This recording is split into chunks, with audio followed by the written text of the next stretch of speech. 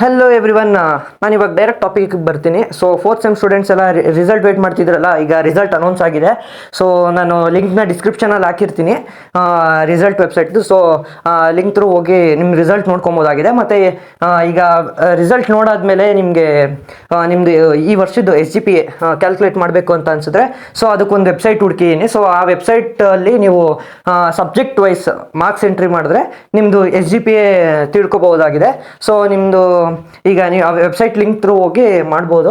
ಮತ್ತು ಅದರಲ್ಲಿ CGPA calculate ಮಾಡ್ಬೋದು. ಸೊ CGPA ಅಂದರೆ ಲೈಕ್ ಇಯರ್ ವೈಸು, SGPA ಅಂದರೆ semester wise. So CGPA SGPA both calculate ಮಾಡಿ ನಿಮ್ಮದು ರಿಸಲ್ಟ್ನ ಚೆಕ್ ಮಾಡ್ಕೊಳ್ಳಿ. So thank you so much. ಮತ್ತೆ ಸಿಗೋಣ. ನಾಳೆ SGPA ಹೆಂಗೆ ಕ್ಯಾಲ್ಕುಲೇಟ್ ಮಾಡೋದು ಅನ್ನೋ ಮೇಲೆ ಸಪ್ರೇಟ್ ವೀಡಿಯೋ ಮಾಡಾಕ್ತೀನಿ. ಸೊ ಇನ್ನೊಂದು ಇಂಪಾರ್ಟೆಂಟ್ ಅಪ್ಡೇಟ್ ಇತ್ತು. ಸೊ ನಂದು ಯೂಟ್ಯೂಬ್ ಚಾನಲ್ದು ಸಬ್ಸ್ಕ್ರೈಬರ್ಸು 100 ಟಾರ್ಗೆಟ್ ಇದೆ. ಸೊ ಅದನ್ನು ಅಚೀವ್ ಮಾಡೋಕ್ಕೆ ನಿಮ್ಮ ಹೆಲ್ಪ್ ಬೇಕಿದೆ. ಸೊ ಈಗ 57 ಸಬ್ಸ್ಕ್ರೈಬರ್ಸ್ ಆಗಿದ್ದಾರೆ. ಸೊ ನೀವು ಸಬ್ಸ್ಕ್ರೈಬ್ ಮಾಡಿಕೊಂಡು ವೀಡಿಯೋಗೆ ಲೈಕ್ ಕೊಟ್ಟರೆ ತುಂಬ ಹೆಲ್ಪ್ ಆಗುತ್ತೆ. ಸೊ ನೀವು ಮಾಡ್ತೀರಾ ಅಂತ ಅಂದ್ಕೊಂಡಿದ್ದೀನಿ, ನೋಡೋಣ. Thank you so much guys.